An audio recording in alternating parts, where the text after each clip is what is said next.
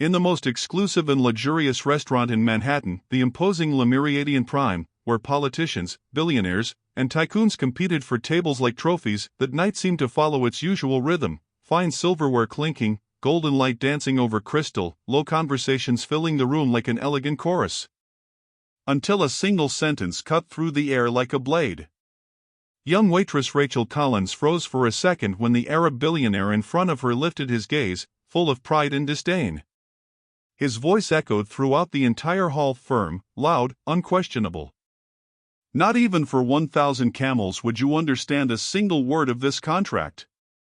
The impact was immediate. People exchanged quick, uncomfortable glances. The sentence, loaded with arrogance and presumption, fell over the room like a blow.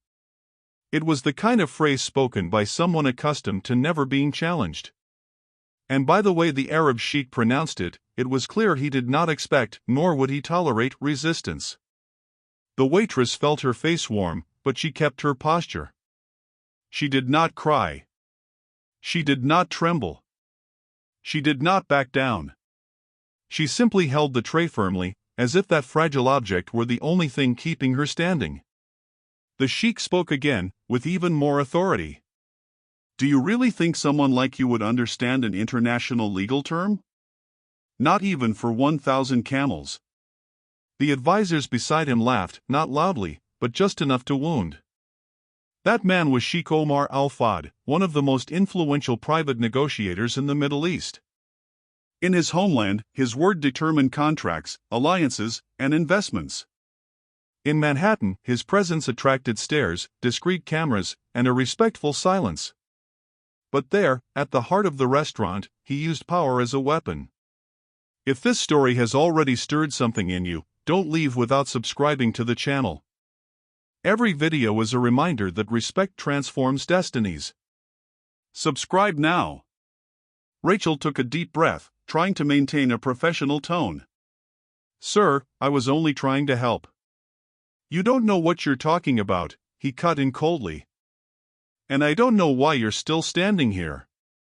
Youssef, one of the Sheikh's advisors, muttered with a laugh. She wouldn't understand the menu, let alone a contract. The entire table seemed to close in against her. And still, Rachel remained. Because something else was happening. On the table between them, illuminated by the restaurant's golden light, lay a tablet open to a multi-billion-dollar international contract, a document that had been keeping Sheikh Omar awake that night. The decisive meeting would be held the next morning, and his advisors had spent hours trying to interpret a clause written in advanced legal Arabic. They believed they were right, and Omar believed them. But the most curious thing, and no one there could have imagined it, was that the humiliated waitress, with a trembling tray in her hands, had seen the document for only a single second. One single second, but enough to awaken something inside her. Something that silently began to shift the fate of that dinner. And of a fortune capable of turning the game of men far more powerful than her. The hall slowly began to breathe again, but Rachel Collins, the waitress, still felt her face burning with humiliation. She continued serving tables with professionalism, the same professionalism that had kept her standing for years, but inside, her stomach was tight. To many there, she was just the waitress. No one imagined how much she fought outside that uniform. Rachel had worked at Le Meridien Prime since she was 19.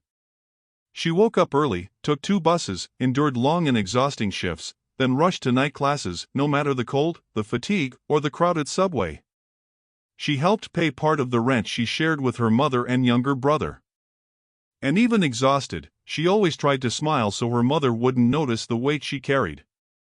But that night, her mask of strength almost fell. She gathered a few glasses while trying to push the billionaire's voice out of her mind. "Not even for 1,000 camels. You would understand a single word of this contract." Rachel turned to leave the table discreetly, but his voice struck her back again like a precise attack. "By the way," said the Sheikh, loud enough for nearby tables to hear, "if you don't understand the basics, you should at least learn to stay away from important conversations." Some people looked at her with pity. The advisors, satisfied, leaned further over the table. "Bring water." Mineral. And quickly, Omar ordered, not even looking at her. And he added, almost like calculated poison. If you can understand the request, of course. Rachel tightened her grip on the tray so she wouldn't show how much it hurt. But that wasn't all. Seconds later, the manager, Thomas, crossed the dining room with heavy steps. He called Rachel aside, pretending to smile. Rachel, may we talk for a moment? His tone already said everything. The moment she approached, the smile vanished. What do you think you're doing? He hissed, firm but with the anger of someone trying to maintain appearances. Interfering at the most important table of the night? With the most influential client we've ever hosted? Rachel swallowed hard. Sir, I was serving. And I saw a mistake. And you interfered, he cut her off. You never speak. You never comment. You never give an opinion. The manager leaned closer, his tone icy. If this happens again, there will not be a second chance. I'm serious, Rachel. One single word out of place and you're out of Lumiriadian Prime. Her heart raced. Losing the job was the last thing she could afford. Rent, college, her brother, everything depended on that income. She felt her legs threaten to buckle, but she stayed firm. Yes, sir, she replied softly. Rachel returned to the dining hall with a calm expression, but inside she was falling apart. The manager's warning echoed like a sentence. One single word out of place and you're out. Even so, every movement she made was impeccable. Firm tray. Light steps. Professional gaze. But the Sheikh's table seemed determined to test her limits. You took too long, Omar said without lifting his eyes. Now place it here. He pointed to a tiny space between glasses and documents, as if hoping she would knock something over. Rachel set the water down without trembling.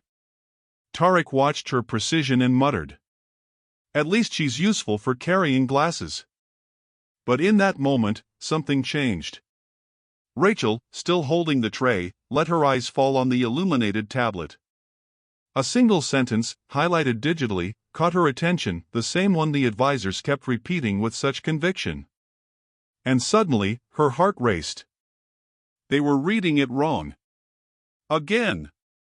In the worst possible way. Rachel closed her eyes for a second. The manager's threat echoed in her mind. Fear tightened her chest. But something stronger tightened with it. A sense of injustice so intense it burned. In that moment, the waitress took a deep breath, lowered the tray, and turned again toward the Arab's table. Forgive me, sir, she said, with the firmest voice she could gather. But that interpretation is incorrect. Silence fell like thunder. The Sheikh's advisor turned immediately, outraged. You again? Are you kidding? Rachel felt her stomach freeze, but she did not back down. The powerful Sheikh lifted his gaze slowly, like a lion interrupted. What did you say? He asked, his voice low, dangerous. Rachel pointed, with utmost respect, to the tablet. This word here, it doesn't mean restriction. It means guarantee. This clause doesn't block phase 2. It protects you. The advisors exploded at once. This is absurd. You have no idea what you're talking about. It's an international legal document, not a menu.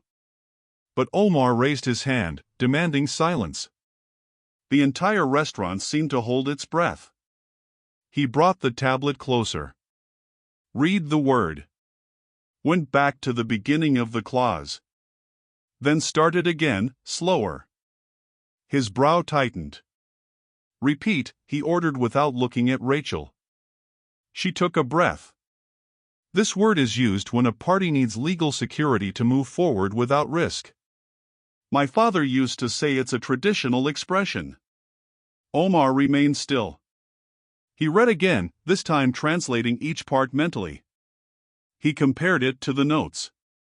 to the advisor's interpretation. And then, the impossible happened. Omar's hard expression cracked. He was shocked. Shocked because she was right, and the advisors were ridiculously wrong. Shocked because that waitress, humiliated minutes earlier, had correctly read a clause written in legal Arabic. Omar lifted his eyes, fixing them on Rachel. There was something new there. Something no one at that table expected: amazement and respect. How? How did you manage to read this? The entire dining hall seemed to lean in to hear her answer. But at that instant, in that exact second, the silence became heavier than any word. Omar kept staring at her, waiting. The advisors, once arrogant, were now pale.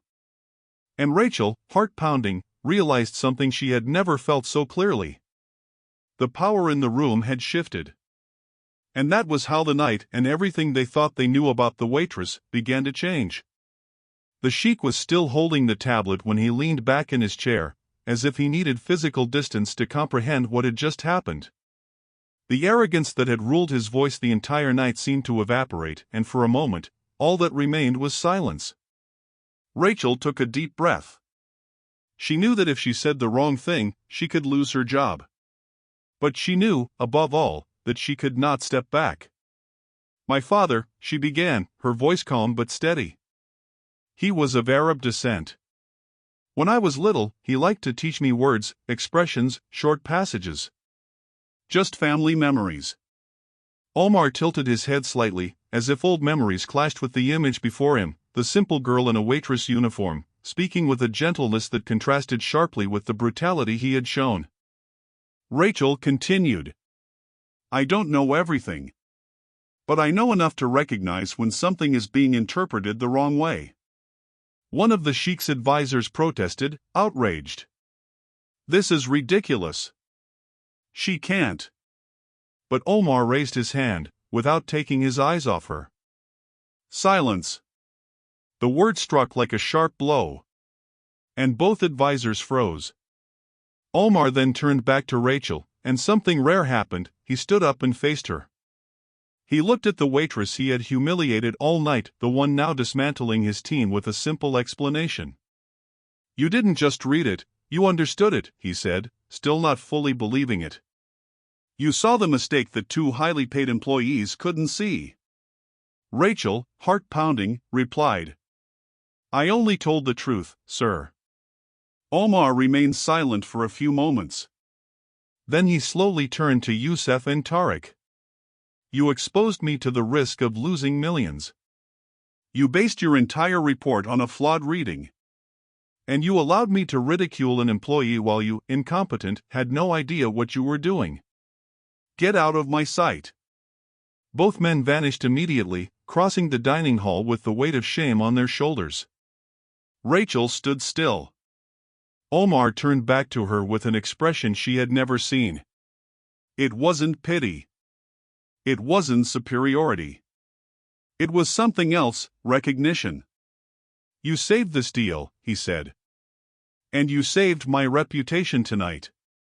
Rachel lowered her gaze, humble. Omar inhaled deeply, almost regretful. "I treated you badly. Very badly. And you still helped me." Rachel said nothing. She didn't need to. He continued. "Tell me, why would someone so young, so dedicated, work here and still understand international contracts?" And then she told him the whole truth. "I study at night, sir. Law. I want to specialize in corporate contracts." Omar closed his eyes for a brief moment, as if finally solving a riddle.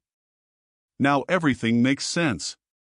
And then, with rare sincerity, almost impossible for someone like him, the Sheikh said, "Your studies, your courage, your respect. You deserve far more than carrying trays in this hall." Rachel did not smile. But her eyes shone, discreetly, with dignity. Omar extended a personal card. "When you're ready, come find me. I don't offer opportunities. I recognize talent. Rachel accepted the card with both hands, as one holds a possible future.